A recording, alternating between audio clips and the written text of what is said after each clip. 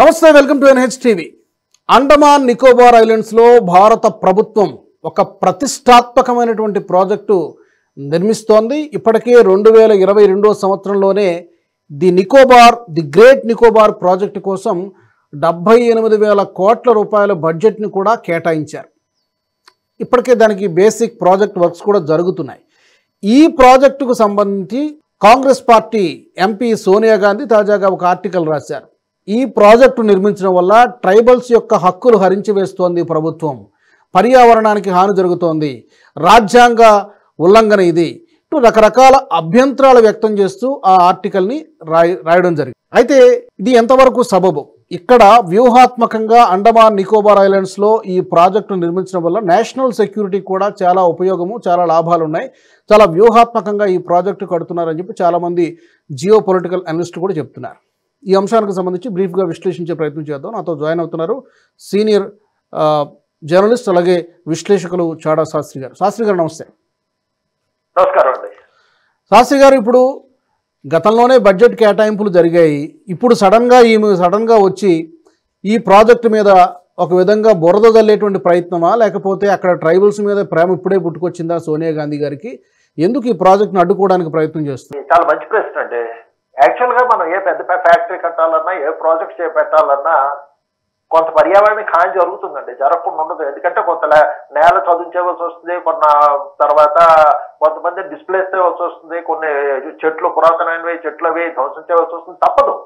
కానీ అక్కడ మనం చూడవలసింది ఏంటంటే అది జరుగుతున్న నష్టం ఎక్కువ, లేకపోతే దేశానికి జరగబోయే ప్రయోజనం ఎక్కువ.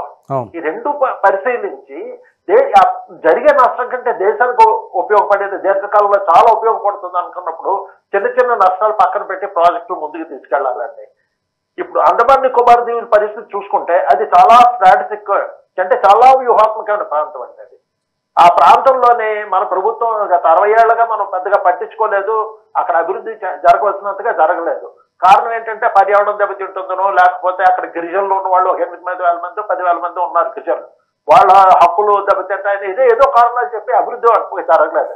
కానీ జరిగిన విషయం ఏంటంటే ఇదే మనకు గత 60-70 సంవత్సరాల్లోనే అటుపక్క చైనా మాత్రం ఈ పర్యావరణం కానీ ఇటువంటి హక్కులు కానీ ఇటువంటివి ఏమి పట్టించుకోకుండా వాళ్ళకి ఎక్కడ స్ట్రాటజిక్ గా దేశానికి ఉపయోగపడుతుంది, వాళ్ళ దేశం ఇక్కడ బలోపేతం అవుతుంది అన్న చోట్ల అన్ని చోట్ల ప్రాజెక్టులు నిర్మించుకుంటున్నారు, రోడ్లు వేసుకుంటారు, ఎయిర్పోర్ట్లు కట్టుకుంటారు, తర్వాత ఏది విద్యుత్ ప్రాజెక్టులు కట్టుకుంటారు, అన్ని కట్టుకుంటారండి. వాళ్ళకి ఏ రకమైన అడ్డంకులు ఉండవండి. కానీ మన దేశం దగ్గరకు వచ్చేటప్పటికే మాత్రం ఇటువంటి అన్ని పెడతారు. అందుకనే చైనా అంత తొందరగా అభివృద్ధి చెందింది, మనం వాళ్ళతో పోటీ పడలేకపోతున్నాం. అయితే ఇప్పుడు ఈ ప్రాజెక్టులో భాగంగా ఎన్ని సంవత్సరాలు పడుతుంది ఈ ప్రాజెక్టు పూర్తి చేయడానికి? నెంబర్ 1, అక్కడ ఏంటి ఒక ఎయిర్పోర్టు, ఇంకా ఒక పోర్టు కూడా కట్టబోతున్నారని మనకి న్యూస్లో వచ్చింది. ఏమేమి కట్టబోతున్నారు, ఏమేమి డెవలప్ చేయబోతున్నారు, and why it is so important మన నేషనల్ సెక్యూరిటీకి, జాతీయ భద్రత దృష్ట్యా ఈ ప్రాజెక్టు ఎందుకు మనకు అవసరం, అక్కడ ఎందుకు కట్టాల్సి వస్తుంది? ప్రశ్న వేశారండి.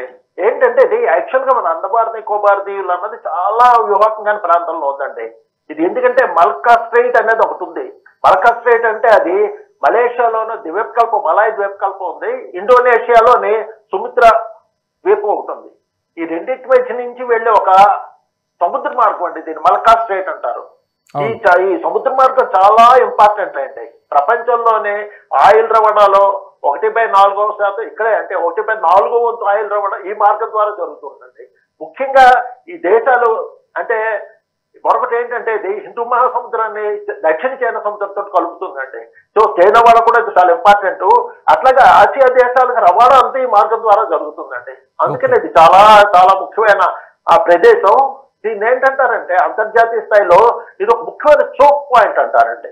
చోక్ పాయింట్ అంటే ఇది కానీ ఎప్పుడైనా అడ్డుకుంటే ఇటుపక్క ఆసియా దేశాలన్నీ ఇబ్బంది పడతాయి, సముద్ర మార్గం ద్వారా జరిగే రవాణా చాలా ఇబ్బంది ఎదుర్కొంటుంది, అంతర్జాతీయంగా వాణిజ్యం చాలా దెబ్బతింటుందని. అంత క్రూషియల్ మార్గం అండి ఈ మలక్కా స్ట్రైట్ అన్నది.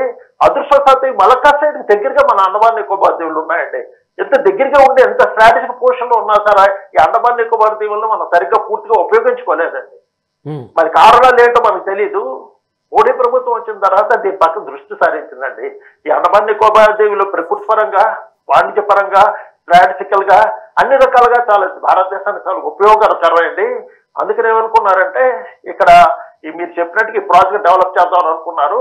ముందుగా 22లో అనుకున్నారు, ప్రాజెక్ట్ రిపోర్ట్లు అవి చేశారు. సుమారు 72,000 కోట్లు అనుకున్నారు. ప్రస్తుతానికి 90,000 కోట్లు దాటుతుంది. ఎంత అవుతుందన్నా చెప్పలేదు. చాలా పెద్ద ప్రాజెక్ట్ కడుతున్నారు. ఇక్కడ మెయిన్ గా కట్టేది ఏంటంటే ఒక పోర్ట్ కడతారండి. చాలా పెద్ద పోర్ట్ కడతారు. దాన్ని ట్రాన్స్షిప్మెంట్ పోర్ట్ అంటారు జనరల్ గా చెప్పుకోవాలంటే. ఈ విదేశాల నుంచి వచ్చే ఈ పెద్ద పెద్ద భారీ నౌకలన్నీ ఈ కంటైనర్లు తీసుకొస్తాయండి. కంటైనర్లు తీసుకొచ్చి ఒకే పెద్ద షిప్ మీదే కంటైనర్, కార్గో షిప్ మీద కంటైనర్లు తీసుకొచ్చి బట్ పలు దేశాలకు పంపించడానికి వీలుగా చిన్న చిన్న షిప్ల మీద షిఫ్ట్ చేస్తూ ఉంటారు. ఆ షిఫ్ట్ చేసే ప్రాంతాన్ని కంటైనర్ ట్రాన్స్షిప్మెంట్ ప్లేస్ అంటారు. సో కంటైనర్లు ఒక దగ్గర నుంచి దింపి వేరే షిప్ల మీదకి ఎక్కించడానికి ఈ అండమాన్ నికోబార్ దీవులు మంచి స్ట్రాటజిక్ పొజిషన్ ఉంది కాబట్టి అక్కడ పెద్ద కంటైనర్, ఇంటర్నేషనల్ కంటైనర్ ట్రాన్స్షిప్మెంట్ ఇది బెర్త్ ఏర్పెడతారండి. పెడితే చాలా వాణిజ్యపరంగా భారతదేశానికి చాలా ఉపయోగం, చాలా అభివృద్ధి చెందుతుండేది. తర్వాత భారతదేశానికి ఆదాయం కూడా బాగా వస్తుంది. రెండోది ఏంటంటే అక్కడ అంతర్జాతీయ స్థాయి విమానాశ్రయం ఒకటి కడుతున్నారండి. చాలా పెద్ద విమానాశ్రయం కడుతున్నారు. ఎందుకంటే మిలిటరీగా అక్కడ సైనిక పరంగా చాలా స్ట్రాటజిక్ ప్లేస్ కాబట్టి అక్కడ ఒక నిఘా కేంద్రం ఒకటి కడుతున్నారు. చాలా పెద్ద నిఘా కేంద్రం ఒకటి కడుతున్నారు. సర్వేలెన్స్ సెంటర్ అంటారు, అదొకటి కడుతున్నారు. సో ఇలా చాలా కడుతున్నారు. అది కాకుండా దీర్ఘకాలంలో ఏంటంటే వాళ్ళ ఉద్దేశం అక్కడ 2 సెపరేట్ సిటీస్ డెవలప్ చేద్దామని. 3.5 లక్షల జనాభా ఉండేటట్టుగా అత్యాధునిక సదుపాయాలతో 2 సిటీస్ కూడా డెవలప్ చేద్దామని చూస్తున్నారు. తర్వాత ఈకో టూరిజం, సముద్ర టూరిజము, తర్వాత క్రూజేజ్ షిప్లు వెళ్ళడానికి వీలుగా. ఇప్పుడు మనకేమవుతుందంటే ఈ క్రూజేజ్ యాత్రలకు వెళ్ళాలంటే మన దేశం వాళ్ళు అటు మలేషియావో సింగపూర్ వెళ్తున్నారంటే అటువంటి అవసరం లేకుండా మన దేశంలోనే అండమాన్ నికోబార్ దగ్గర క్రూజేజ్ బెర్తలు కూడా పెడతారండి. ఈ క్రూజ్ షిప్లు కూడా అక్కడ అరేంజ్ చేద్దాం. ఇట్లా పలు రకాలుగా అక్కడ అభివృద్ధి కార్యక్రమాలు చేపడదామని ఈ ప్రాజెక్టు మొదలెట్టారండి. అయితే సార్ ఇప్పుడు ఈ ప్రాజెక్టు కట్టడం వెనక డెఫినెట్గా ఇప్పుడే మీరు చెప్పారు నిఘాకు సంబంధించి అక్కడ మనం ఒక సెంటర్ ఏర్పాటు చేస్తున్నారు, సర్వేలెన్స్ సెంటర్. చైనా ఏమైనా భయపడుతుందా? చైనా దీన్ని అడ్డుకునేటువంటి ప్రయత్నం ఏమైనా డైరెక్ట్గా చేయలేదు, ఇండైరెక్ట్గా ఏమైనా చేస్తుందా? అండ్ ఇంకొక క్వశ్చన్ ఏంటంటే రీసెంట్గా రాహుల్ గాంధీ మలేషియా వెళ్ళాడు. అది వ్యక్తిగత పర్యటనే కావచ్చు, కానీ రకరకాల అనుమానాలు ఉన్నాయి దాని మీద. అక్కడ ఎవరిని కలుస్తున్నారు, ఏం చేస్తున్నారు, దీన్ని ఏమన్నా ఈ ప్రాజెక్టుకి ఈ పర్యటనకి ఏమైనా లింక్ ఉందా? ఖచ్చితంగా ఉంటుందండి. అంటే ఏమవుతుందంటే ఇక్కడ ఇన్నాళ్ళు ఆసియాలో చైనా ఆధిపత్యం కొనసాగుతోందండి. ఈ ప్రాంతంలో ఎక్కడ చూసినా సరే చైనా పోర్టులు కడుతోంది, లేకపోతే వ్యూహాత్మక ఒప్పందాలు కుదుర్చుకుంటోంది. అటు పాకిస్తాన్ లో గద్వార్ ఎయిర్పోర్ట్ కానీ, లేకపోతే ఇక్కడ శ్రీలంకలో హంపబడ్ ఎయిర్పోర్ట్ అంటారు అది కానీ, ఇట్లా ఏం చేస్తుందంటే దానికి ఎక్కడైతే ఎయిర్పోర్ట్లు కట్టడానికి వీల్లేదో సముద్ర పోర్ట్లు, ఎయిర్పోర్ట్లు కాదు సముద్ర పోర్ట్లు, ఈ పోర్ట్లు ఎక్కడైతే కట్టడానికి వీల్లేదు, నౌకాశ్రయాలు ఎక్కడైతే కట్టడానికి వీల్లేదో ఆ ప్రాంతాల్లో ఆ దేశాలతో ఒప్పందం కుదుర్చుకొని అక్కడ పోర్టు డెవలప్ చేస్తుంది. ఈ పోర్టులు 2 రకాలుగా ఉపయోగపడతాయండి. వాణిజ్యపరంగా చైనా వాటిని మేనేజ్ చేస్తుంది కాబట్టి ఇందాక వాళ్ళు చెప్పుకునే ట్రాన్స్షిప్మెంట్ అటువంటివి దాని లాభాలన్నీ చైనాకి వెళ్తాయండి. రెండోది ఏంటి, రేపు ఎప్పుడైనా అనుకోకుండా విపత్కర పరిస్థితుల్లో యుద్ధాలు ఏవైనా వచ్చినా సరే ఈ రిలేషన్ మెయింటైన్ చేస్తున్న దృష్ట్యా తమ పోర్టులు అక్కడ ఉండడం వల్ల రేపు మళ్ళీ వాటిని యుద్ధానికి కూడా, యుద్ధ అవసరాలు కూడా వాడుకునే అవకాశం దొరుకుతుందండి. అందుకని ఇటువంటి పరిస్థితుల్లో చైనా ఆల్మోస్ట్ భారతదేశం చుట్టుపక్కల ఇంపార్టెంట్ పోర్ట్స్ అన్నింటినీ కొద్దిగా క్యాప్చర్ చేస్తుందండి. ఈ 60 ఏళ్ళలో చాలా దూసుకెళ్ళింది ఈ పోర్టులు స్వాధీనం చేసుకున్న విషయంలో. సో ఇటువంటి పరిస్థితుల్లో ఇప్పుడు ఏమైందంటే ఆ మధ్య అదానీ గారు శ్రీలంక పోర్టుని కొనుక్కున్నారండి. అంటే భాగస్వామ్యంతో మేనేజ్ చేస్తున్నారు శ్రీలంకలో పోర్టు. అది చైనా కంటగింపుగానే ఉంది. అట్లాగే ఆ మధ్య కాలంలోని ఇజ్రాయెల్లోని ఒక పోర్టుని చైనాతో పోటీ పడి అక్కడ పోర్టు తగ్గించుకున్నారు. అది ఒక స్ట్రాటజిక్ పోర్టు. సో ఇట్లా చూడకపోతే మన దేశం చైనాకి ఈ సముద్రయానం వ్యాపారానికి మన దేశం కూడా పోటీగా తయారవుతోందండి. అందుకని అండమాన్ నికోబార్ దీవుల్లో మనం ఇప్పుడు కట్టబోయే పోర్టు మీద ఖచ్చితంగా చైనాకి కొంచెం కంటగింపుగానే ఉంటుంది. అది అన్ని ప్రయత్నాలు చేస్తుందండి. అందుకని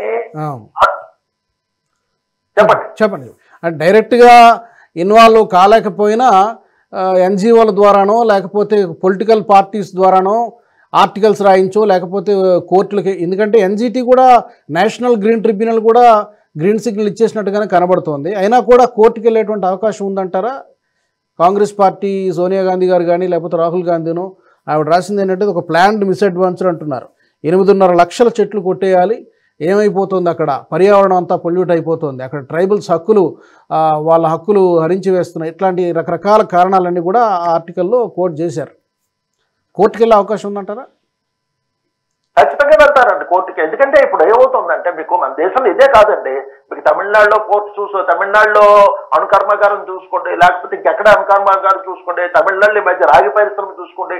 ఇట్లాగా మన దేశం ఏ ప్రాజెక్ట్ మొదలెడతామన్నా ఇమీడియట్ గా పర్యావరణం దిగిపోతారంటే, తర్వాత ఈ వామపక్ష హక్కుదారులు దిగిపోతారు, ట్రైబల్ హక్కులు అంటారు, ఇంకో హక్కులు అంటారు, భూ హక్కులు అంటారు, వీళ్ళు దిగిపోతారు. చైనా అంత తొందరగా అభివృద్ధి చెందడానికి మనం చెందలేకపోవడానికి ఇదో కారణం అండి. మనం అనుకున్న టైంలో ఏ ప్రాజెక్ట్ పూర్తవదండి. ప్రారంభించడానికే ఒక భూమి సేకరణకి ప్రాజెక్ట్ ప్రారంభించడానికి ఇటువంటి అడ్డంకులను విపరీతంగా సృష్టిస్తారండి. మీకు మరి ఆశ్చర్యం ఏంటంటే ప్రస్తుతం ఇదే పరిస్థితుల్లో మనం అనుకుంటే నిన్న సోనియా గాంధీ గారు హిందూ పేపర్లోనే ఒక పెద్ద ఆర్టికల్ రాశారండి ఈ ప్రాజెక్ట్ వ్యతిరేకిస్తూ. ఎంత ముఖ్యమైన ప్రాజెక్టు, ఎంత స్ట్రాటజిక్ పాయింట్, రక్షణ పరంగా వాణిజ్య పరంగా దీర్ఘకాలంలో భారత్కి కాసులు కురిపించే ప్రాజెక్ట్ అండి ఇది. ఇటువంటి అండమాన్ నికోబార్ ప్రాజెక్టు మీద పర్యావరణ హాని జరుగుతుందని, ట్రైబల్ హక్కులు పోతాయని చెప్తూ రమారు ఒక 60 పేజీ ఆర్టికల్ చాలా పెద్దది రాశారు. అవి రాయడం కాదు, ఆ ఆర్టికల్ వెంటనే ఆమె కుమార్తె కూడా సోషల్ మీడియాలో షేర్ చేశారండి. కాంగ్రెస్ పార్టీ విపరీతంగా ప్రచారం కల్పించింది, ఖార్గే గారు కూడా దానికి ప్రచారం కల్పించారు. దీంతో పాటు సాధారణంగా హక్కుల మీద, ట్రైబల్ హక్కులు అంటారు, పర్యావరణం, ఇటువంటి వీటి మీద ఎక్కువగా మాట్లాడా కోర్టు కేసులు వేసాయి. ప్రశాంత్ భూషణ్ గారు వెంటనే ఒక గంటలోగా ఆ పోస్ట్ ని షేర్ చేశారండి. అంటే ఇదంతా ఒక పద్ధతి ప్రకారంగా ఒక సిస్టమేటిక్ గా కావాలని ప్లాన్ చేసుకొని ఆ ప్రాజెక్టు వ్యతిరేకత సృష్టించే ప్రయత్నం చేస్తున్నారండి. ఓకే, అయితే సరే, మోదీ సర్కారు ఏదనుకున్నా కూడా ఇలాంటి అడ్డంకులు గతంలో కూడా చూశారు. దాన్ని వీలైనంత వరకు పూర్తయ్యే వరకు వదిలిపెట్టారు. దీని నుంచి పాక్షికంగానైనా లేదా పూర్తిగానైనా ఎప్పటి నుంచి ఫలితాలు రావడం మొదలవుతుందంటారు? అంటే ఇప్పుడు ఏ స్టేజ్లో ఉంది? బేసిక్ వర్క్ స్టార్ట్ అయిందని చెప్తున్నారు. ఎన్ని సంవత్సరాల టైం డెడ్లైన్, ఎన్ని సంవత్సరాల డెడ్లైన్ ఎప్పటి నుంచి? ఇది యాక్చువల్ గా ఒక 30 సంవత్సరాల ప్రాజెక్ట్ అండి. ఫుల్ ఫ్లెడ్జ్డ్ గా తయారవడానికి 30 సంవత్సరాలు పడుతుంది. కానీ వీళ్ళు ఏమనుకుంటున్నారంటే ఫస్ట్ ఫేజ్ లో చాలా మటుకు తయారవుతుంది. ఫస్ట్ ఫేజ్ లోనే ట్రాన్స్షిప్మెంట్ హబ్ తయారైపోతుంది, తర్వాత ఎయిర్పోర్ట్ తయారైపోతుంది, తర్వాత ఇంకేమంటారు మన క్రూయర్స్ సంబంధించిన ఇవి తయారైపోతుంది, క్రూయర్ షిప్లకి వాటికి. సో పర్యావరణానికి వీళ్ళని తక్కువ హాని కలిగించడానికి చూస్తున్నారండి. ఇక్కడ ఏవైతే చెట్లు నచ్చిపోతాయి అనుకుంటున్నారో అంత మేర పర్యావరణం మళ్ళీ చెట్లు పునరుద్ధరించడానికి హర్యానాలో ఆరావళి ప్రాంతాల దగ్గర వేరేగా డెవలప్ చేస్తున్నారండి. అక్కడ పర్యావరణం ఎంత మేర మళ్ళీ అక్కడ నష్టపోకుండా దేశం అక్కడ మళ్ళీ పచ్చని ఇదంతా అక్కడ డెవలప్ చేస్తున్నారండి. ఒకటి ఇక్కడ మనం చెప్పుకోవాల్సింది ఏంటంటే, నేను ఇందాక మీకు చెప్పినట్టుగా ఈ నష్టాలు ఎక్కువ, దేశానికి లాభాలు ఎక్కువ. దేశానికి లాభం ఎక్కువ ఉన్నప్పుడు అందరూ ప్రజలు దీనికి సపోర్ట్ చేయాలంటే, మీకు ఒక ఉదాహరణ ఇక్కడ దీనికి సంబంధం లేకపోయినా చెప్తాను. సంవత్సరంలో తమిళనాడులో 5-6 సంవత్సరాల కిందట ఇట్లాగే వేదాంత రాగి పరిశ్రమ ఉందండి. ఆ వేదాంత రాగి పరిశ్రమ మన దేశ అవసరాలు తీర్చడమే కాకుండా అక్కడ తయారైన రాగి ఉత్పత్తి విదేశాలకు కూడా మనం కొద్దిగా గొప్ప ఎగుమతి చేసేవాళ్ళండి. అటువంటి పరిశ్రమకి వాళ్ళ ఎక్స్పాన్షన్ ఏదో ప్రయత్నాలు చేస్తే ఈ ఎన్జిఓలు, కొన్ని సంస్థలు, కొన్ని రాజకీయ పార్టీలు అక్కడ ప్రజల్లో రెచ్చగొట్టి ఇక్కడ పర్యావరణ హాని జరుగుతుంది, మీకు అనారోగ్యాలు జరుగుతాయి ఈ పరిశ్రమ వల్ల అని చెప్పి విపరీతంగా ప్రజలను రెచ్చగొట్టి చాలా ఇబ్బందులు పెట్టి ఆఖరికి ఆందోళన చేసి పోలీస్ కాల్పుల దాకా తీసుకెళ్లారండి. పోలీస్ కాల్పుల్లో 10 మంది చచ్చిపోయారు. దాంతో తమిళనాడు ప్రభుత్వం దాన్ని మూసేసింది. సుప్రీంకోర్టుకి వెళ్లారు, సుప్రీంకోర్టు కూడా దాన్ని మూసేయమన్నారు. ఆ రాగి పరిశ్రమ మీద, వేదాంత రాగి పరిశ్రమ మీద సుమారు ప్రత్యక్షంగా పరోక్షంగా 50,000 కుటుంబాలు దాని మీద ఆధారపడి బతుకుతూ ఉండేవాడి. ఎందుకంటే అది చాలా పెద్ద పరిశ్రమ, రాగి పరిశ్రమ. దాన్ని ఆధారం చేసుకుని చిన్న చిన్న పరిశ్రమలు చాలా ఉండేవండి. మధ్యతరగతి, చిన్న తరగతి పరిశ్రమలు అవన్నీ ఉండేవి. ఎప్పుడైతే వేదాంత పరిశ్రమ మూతపడిపోయింది, రాగి పరిశ్రమ సెటిలైట్ ఇండస్ట్రీస్ అంటారు దాన్ని, అది ఏ రోజైతే మూతపడిందో ఆ రోజు నుంచి ఆ చిన్న పరిశ్రమలన్నీ మూతపడిపోయి అక్కడ ఉపాధి కోల్పోయారు ప్రజలు. ఏ పరిస్థితికి వచ్చారంటే ఈ మధ్య గత 2 నెలల కిందట అదే ఊర్లో ప్రజలు ఇప్పుడు ఎవరైతే ఆ రోజు ఈ ఫ్యాక్టరీ మూసమని తమ రెచ్చగొట్టారు వాళ్ళని పట్టుకొని చెట్లు మొదలెట్టారండి. వాళ్ళు తెలియకుండా మమ్మల్ని రెచ్చగొట్టి ప్రాజెక్ట్ మూయించేశారు. 5 ఏళ్ళుగా మాకు ఉపాధి పోయింది, వేరే ప్రాంతాలకు వలసపోవాల్సి వస్తుంది, మాకు హాయిగా మా కళ్ళ ఎదురుగుండా ఇంటి ఎదురుగుండా ఉన్న పరిశ్రమ వదులుకొని మేమే బలవంతంగా దాన్ని మూయించుకొని ఇప్పుడు మేము వలస వెళ్ళిపోవాల్సి వచ్చింది ఉపాధి కోసం. చాలా దుర్మార్గం చేశారు, మాకు అన్యాయం చేశారు, మళ్ళీ ఆ ఫ్యాక్టరీ తెరిపించండి మహాప్రభు అని చెప్పి ఇప్పుడు విపరీతంగా ఆందోళన చేస్తున్నారండి. సో ఇదేమైందంటే కారణం ఏంటంటే ప్రజలను రెచ్చగొట్టడం ఈజీ అండి. మళ్ళీ వాళ్ళకి తెలియదు, అమాయకులు వాళ్ళు. దానివల్ల ఏం జరుగుతుంది ఏంటి అన్నది చదువుకున్న వాళ్ళు సరిగ్గా గైడ్ చేయాలి. రేపు అండమాన్ నికోబార్ దీవుల్లో ఉన్న ట్రైబల్ రెచ్చగొడితే 8,000 మందో 10,000 మందో వాళ్ళు మంచి బాగోగులు ప్రభుత్వం చూసుకోలేదా? కేంద్ర ప్రభుత్వం 2 లక్షల కోట్లు దాని దగ్గర ఉండి 8,000 మంది 10,000 మంది వాళ్ళకి మంచి పరిస్థితులు కల్పించగలదు కదా. వాళ్ళకి ఏదైనా చెయ్యండి అని అడగడం వేరు, తప్పులేదు. వాళ్ళు దీనివల్ల నష్టపోతున్నారు కాబట్టి ఇటువంటి పరిహారాలు ఇప్పించండి, లేకపోతే వాళ్ళకి ఇలాగా ఇళ్ళు ఉండడానికి ఏర్పాట్లు చేయండి, ఏమో అడగడం తప్పు కాదు. కానీ మొత్తం ప్రాజెక్ట్ అడ్డుకోవడం మాత్రం చాలా దుర్మార్గమైన విషయం అండి. దేశ ప్రయోజనాలు బలంగా పెట్టి రాజకీయాలు ఇటువంటి దగ్గర చేయడం మాత్రం చాలా దుర్మార్గమైన విషయం అండి. Correct sir. ఈ విషయంలో ప్రభుత్వం దృఢంగా ముందుకెళ్లాలని కోరుకుందాము. సాధ్యమైనంత త్వరలో ఈ ప్రాజెక్టును పూర్తి చేసేటువంటి ప్రయత్నం జరగాల్సిందే. ఇన్ని అడ్డంకులు వచ్చినా కూడా చూద్దాం మరి ఏం జరుగుతుందో. Thank you very much Shastri garu, ధన్యవాదాలు. నమస్తే. మరి ఈ అంశానికి సంబంధించి మీ అభిప్రాయాలను కూడా ది గ్రేట్ నికోబార్ ప్రాజెక్టుకు సంబంధించి దీన్ని అడ్డుకునేటువంటి ప్రయత్నం ప్రతిపక్షాలు చేస్తున్నట్టుగా కనిపిస్తోంది, రకరకాల కారణాలు చూపించి. మీరేమనుకుంటున్నారో తప్పకుండా మీ అభిప్రాయాల్ని కామెంట్ సెక్షన్లో తెలియజేయండి. అలాగే NH TV నుంచి మీరు ఎలాంటి టాపిక్స్ కోరుకుంటున్నారో కూడా మీరు కామెంట్స్ ద్వారా మాకు చెప్పొచ్చు. తప్పకుండా సబ్స్క్రైబ్ చేసుకోండి NH TV ఛానల్ని. జై హింద్. ఈ వీడియో మీకు నచ్చినట్టయితే లైక్ చేయండి, 10 మందికి షేర్ చేయండి. అలాగే కామెంట్ల రూపంలో మీ అభిప్రాయాలను మాతో పంచుకోండి. Nationalist hub group of channels ను సబ్స్క్రైబ్ చేసుకుని తెలుగునాట జాతీయవాద జర్నలిజాన్ని ప్రోత్సహించండి. ఈ వీడియో కింద ఉన్న బెల్ ఐకాన్ పై క్లిక్ చేయడం మర్చిపోవద్దు.